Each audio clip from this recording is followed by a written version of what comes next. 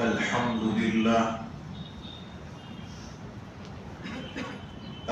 لله وحده والصلاة والسلام على من لا نبي بعده أما بعد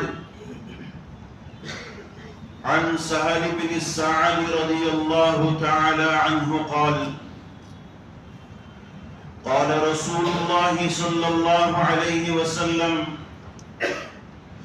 من يضمن لي ما بين لحييه وما بين رجليه أضمن له الجنة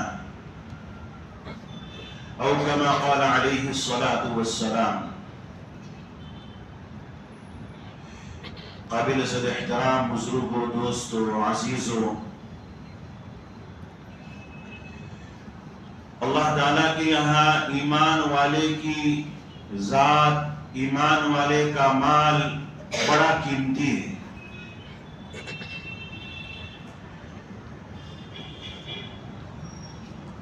اس کو احاطے میں لانا تو مشکل ہے، لیکن قرآن کریم کی ایک آیت مبارکہ سے آپ کو سمجھانے کی کوشش کرتا ہوں.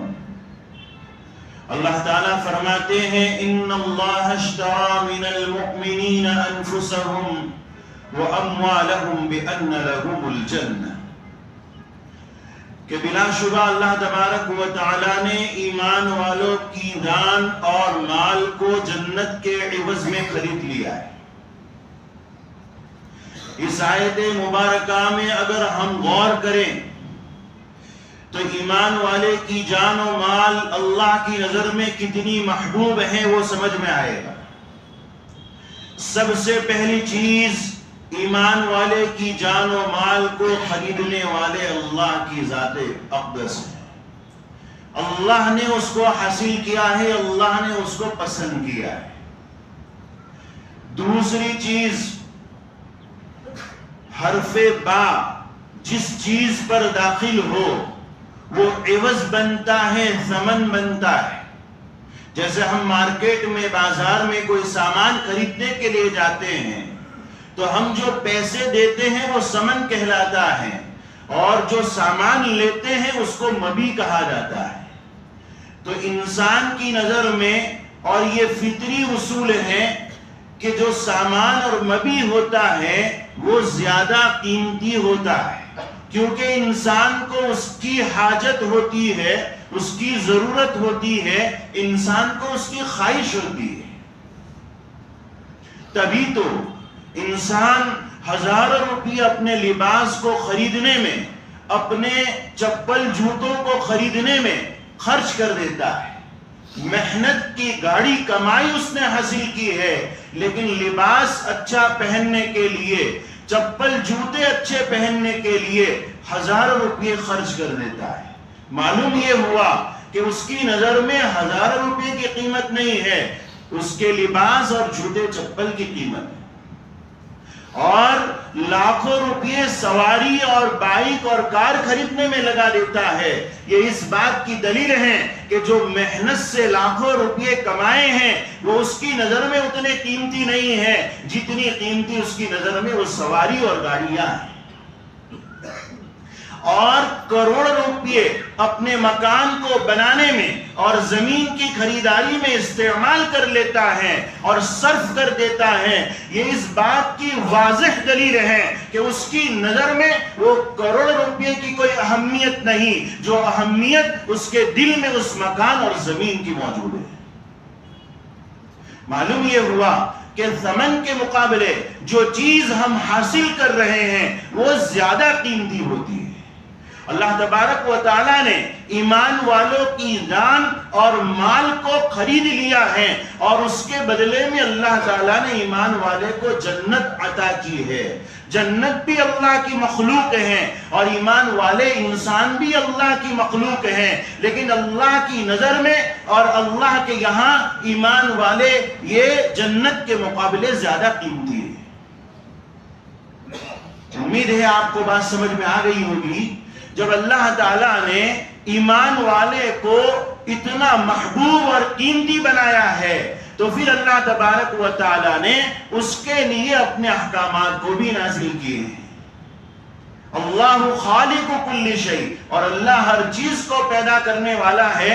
ہمارا خالق بھی اللہ ہے، ہمارے مالک بھی اللہ ہے، اور اللہ کے یہاں ہم زیادہ محبوب و قیمتی ہے. تو اب ہمیں اللہ کی مرضی کے مطابق اپنی ذات کو بھی استعمال کرنا ہے اور اپنے مال کو بھی استعمال کرنا ہے. جو حدیث پاک آپ کے سامنے پڑھی گئی اس میں رسول اللہ صلی اللہ علیہ وسلم نے جنت کی ضمانت دی ہے اس آدمی کے لیے جو دو باتوں کی ضمانت دیتے. ایک، زبان یہ اللہ کے حکم کے مطابق استعمال کرے گا، شریعت کے خلاف اس کو استعمال نہیں کرے گا. اور نمبر دو، شرمگاہ جو اس کے دو پیروں کے درمیان ہے وہ حلال طریقے سے استعمال میں لائے گا، حرام اور ناجائز راستوں سے اس کی حفاظت کرے گا.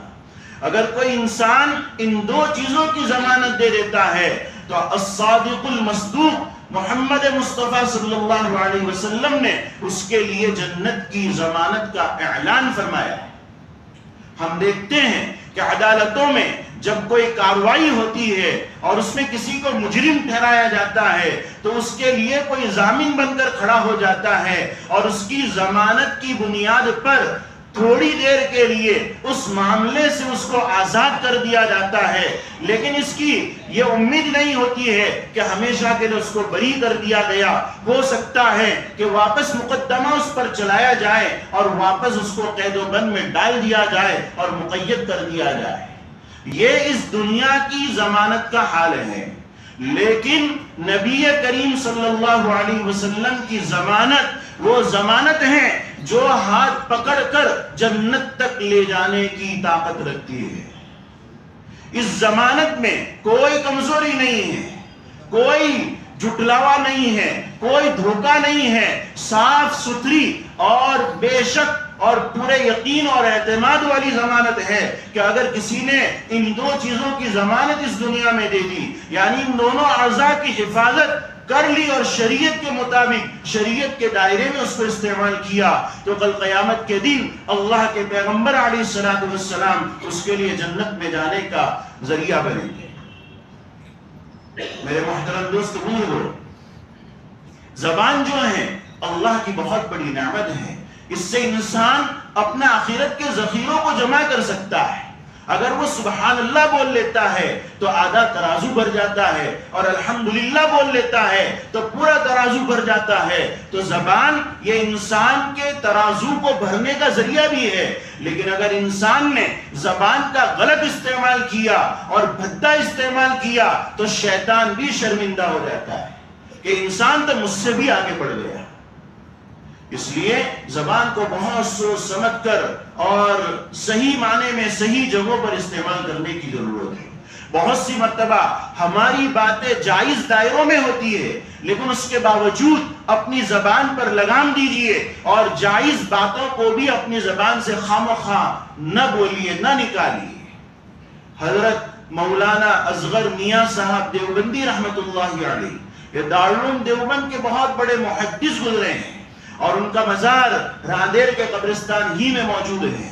ان کے بارے میں کہا جاتا ہے کہ مادرزاد ولی تھے، یعنی ماں کی پیٹ سے اللہ نے ان کو ولایت عطا فرمائی تھی. یہ ہمارے لیے خوش نصیبی ہے کہ ان کا مزار ہمارے راندیر کے اندر موجود ہے. ان کا آخری زمانہ تھا. ان کے شاگرد رشید حضرت مفتی محمد شفیع عثمانی رحمت اللہ علیہ، جو حضرت مفتی تقی صاحب کے والد گرامی ہوتے تھے، حضرت کہتے ہیں کہ میں اپنے استاد گرامی کی خدمت میں پہنچا اور سلام کیا. سلام کے بعد میرے استاد یعنی حضرت مولانا اصغر میاں دیوبندی رحمت اللہ علیہ مجھ سے فرمانے لگے کہ محمد شفیع آج ہم عربی زبان میں گفتگو کریں گے. حالانکہ نہ مجھے عربی زبان میں اتنی مشق تھی، نہ حضرت کو اتنی مشق تھی. جو کتابوں میں آتا تھا اس کی وضاحتیں ہوتی تھی، لیکن اس طرح عام گفتگو کی کوئی عادت ہمارے درمیان نہیں تھی.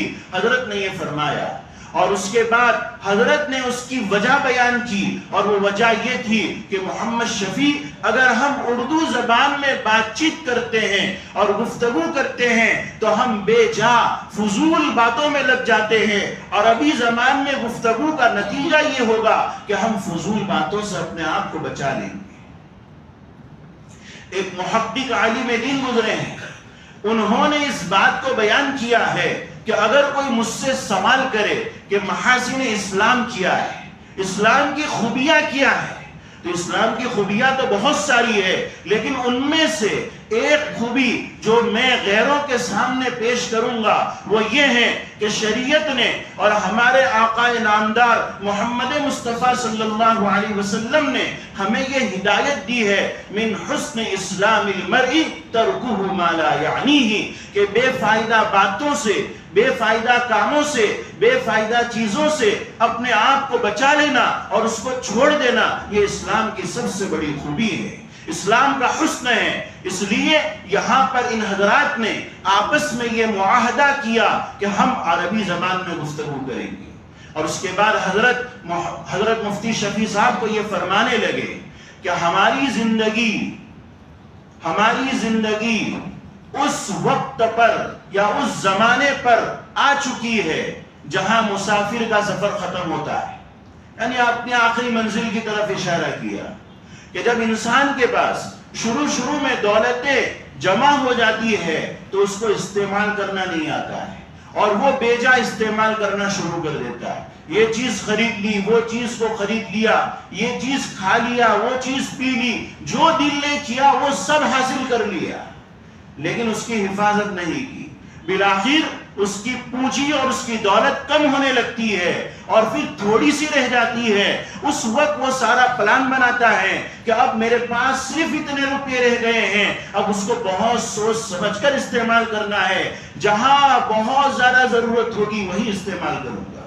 بس ہماری حالت بھی یہی ہو گئی ہے کہ ہم نے اپنی زندگی کا اکثر حصہ زبان کے استعمال میں احتیاط نہ کی اور زبان کو بیجا استعمال میں لگائے رکھا، لیکن اب زندگی کا آخری مرحلہ ہے، اس موقع پر ہمیں اپنے زبان کی طرف توجہ دینے کی ضرورت ہے، اور جہاں اشد ضرورت ہو وہیں اس کو نکالنے کی ضرورت ہے۔ میرے محترم دوست بزرگوں، انسان جب بیجا گفتگو میں مبتلا ہوتا ہے تو پھر اس کے اندر جھوٹ بھی آتا ہے، الزام تراشی بھی ہوتی ہے، گالم گلوچ بھی ہوتی ہے، غیبتیں بھی لوگوں کی ہونے شروع ہو جاتی ہے۔ اس لیے بیجا فضول کلام سے اپنے آپ کو بچائیں گے تو ان سارے گناہوں سے اللہ تعالیٰ حفاظت فرمائیں گے۔ حالانکہ جھوٹ کتنا بڑا گناہ ہے، غیبت کتنا بڑا گناہ ہے، یہ سارے گناہ کبیرہ ہیں، اور ہمیشہ اس بات کو یاد رکھنا چاہیے کہ ایک گناہ کبیرہ بھی انسان کو جہنم میں لے جانے کے لیے کافی ہوتا ہے، ایک گناہ کبیرہ بھی انسان کو جہنم میں لے جانے کے لیے کافی ہوتا ہے۔ انسان غیبت سے نہیں بچتا ہے۔ آج ہماری مجلسوں کا حال دیکھ لیجئے، بلکہ ہمارے گھروں کا حال دیکھ لیجئے، ہماری بیوی، ہماری اولادیں ہم سے سیکھتی ہے۔ ہم جب مجلس لگا کر بیٹھتے ہیں اور آپس میں گفتگو کرتے ہیں تو ہم اپنے بھائی کی غیبت کر رہے ہوتے ہیں، حقیقی بھائی کی غیبت کی جا رہی ہے، ہمارے بہت قریبی رشتہ دار کی غیبت کی جا رہی ہے، ہمارے دوست و احباب کی غیبت کی جا رہی ہے، ہمارے محلے والوں کی غیبت کی جا رہی ہے، اور ہمارے چھوٹے چھوٹے بچے ہماری زبان سے لوگوں کی غیبت کو سنتے ہیں اور اس بات کو سیکھتے ہیں کہ جب یہ ہمارے بڑے لوگوں کی غیبت کرتے ہیں اور اس کے بارے میں کچھ نہیں سوچتے ہیں تو پھر ہم بھی غیبت کرنا شروع کر دیتے ہیں۔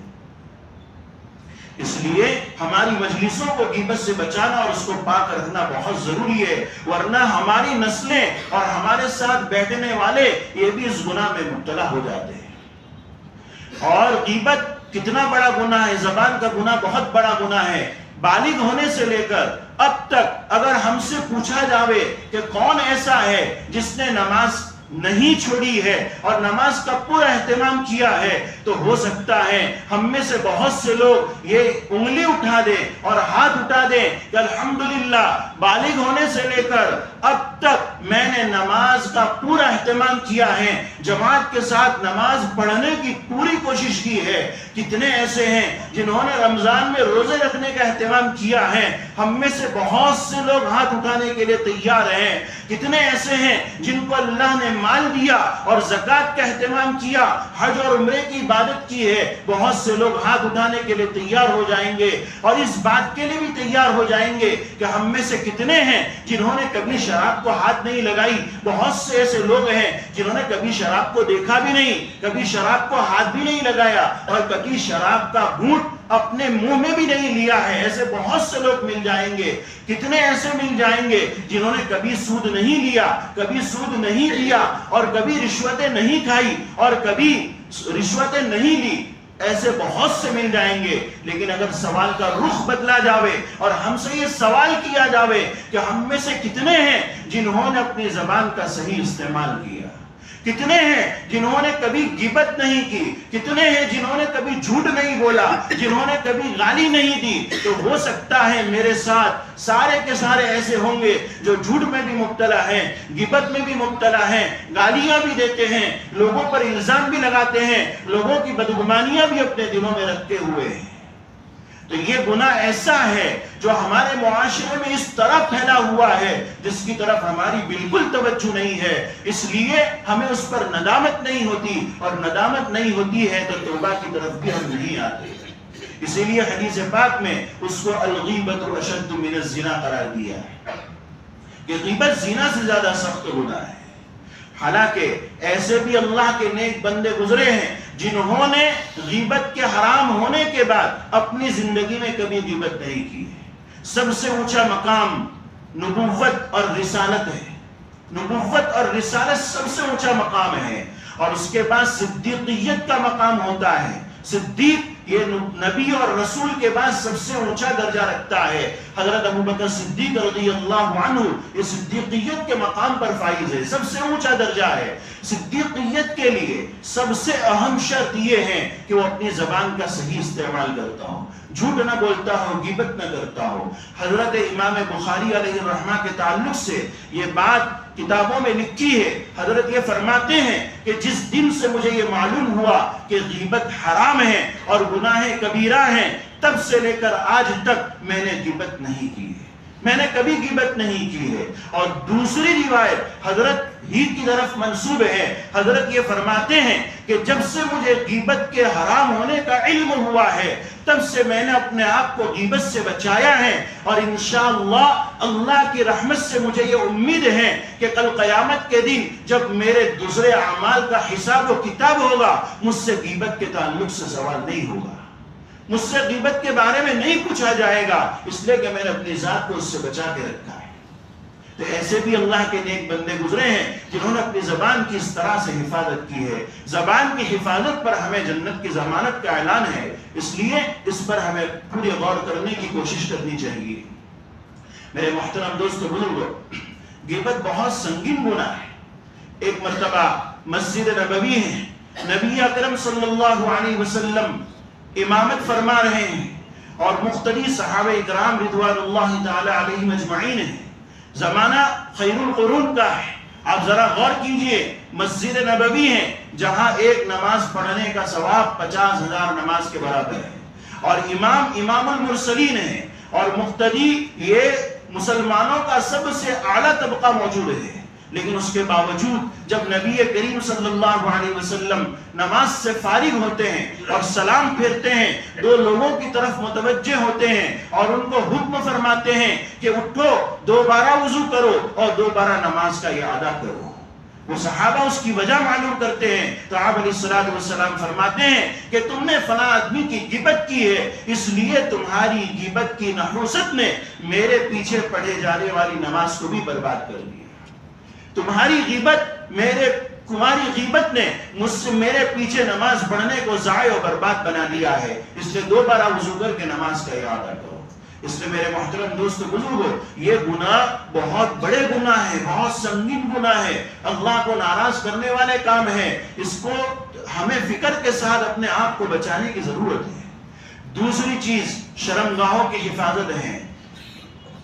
اگر انسان نے اپنی شرمگاہ کی حفاظت کر لی تو انشاءاللہ جنت میں داخلہ اس کو اللہ تعالیٰ نصیب فرمائیں گے. آج ہم پوری دنیا میں دیکھتے ہیں بے حیائی کا ماحول ہے, پوری بے حیائی پھیلی ہوئی ہے، ہر طرف بے حیائی ہے. تو ایسے ماحول میں ہمیں اپنی ذات کو، اپنی شرمگاہ کو بچانا نہایت ضروری ہے، نہایت ضروری ہے. اس کی طرف توجہ کرنے کی ضرورت ہے. حضرت شاہ عبدالعزیز محدث دہلوی رحمۃ اللہ علیہ کے ایک شاگرد تھے.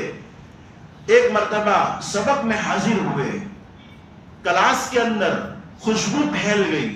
حضرت نے سوال کیا کہ ایسی عمدہ خوشبو کس نے لگائی ہے؟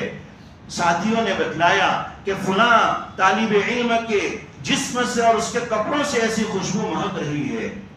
حضرت نے اس کی تعریف کی کہ بہت اچھی خوشبو لگا کر آئے ہیں اور حدیث پاک کا درس ہوتا ہے، یہ اس کا ادب ہے. لیکن کچھ ساتھیوں نے ان کے پیچھے پڑھ کر اس بات کو پوچھنے پر اصرار کیا کہ آپ نے کون سی خوشبو لگائی، کہاں سے اس کو خریدا ہے، کتنے میں اس کو خریدا ہے اور کہاں سے اس کو لائے ہیں؟ انہوں نے جواب دینے سے انکار کر دیا. ان میں سے ایک ساتھی ایسا پیچھے پڑا کہ جب تک تم نہیں بتاؤ گے میں چھوڑنے والا نہیں ہوں. بالآخر اس نوجوان نے اپنا واقعہ سنایا کہ میں جب یہاں سے سبق پڑھ کر اپنے گھر کی اور جاتا ہوں تو راستے میں ندی کنارہ آتا ہے، وہاں ایک مکان ہے، اس مکان میں ایک خوبصورت عورت رہتی ہے. وہ عورت مجھے روزانہ دیکھتی تھی، مجھ پر فریفتہ ہو گئی. ایک دن اس کو ایسا موقع ملا، اس نے مجھے اپنے گھر پر بلایا اور میرے سامنے گناہوں کی خواہش ظاہر کی کہ ہم زنا میں مبتلا ہو جاوے. اب مجھے کچھ سمجھ نہیں آیا. میں نے اس سے پوچھا کہ مجھے پیشاب پانی کی ضرورت ہے، مجھے بیت الخلاء کا راستہ بتلا دیجئے. چنانچہ مجھے بتلا دیا گیا. میں وہاں فارغ ہونے کے لیے پہنچ گیا. کچھ سمجھ نہیں آ رہا تھا کہ اچانک ایک ترکیب میرے ذہن میں آئی کہ میں نے اپنے پاخانے کو اپنے ہاتھوں پر لیا اور اپنے ہاتھوں پر ملا، کچھ کپڑوں پر ملا اور یوں بیت الخلاء سے باہر نکلا. میری ذات سے بدبو اٹھ رہی تھی اور میں گندا معلوم ہو رہا تھا.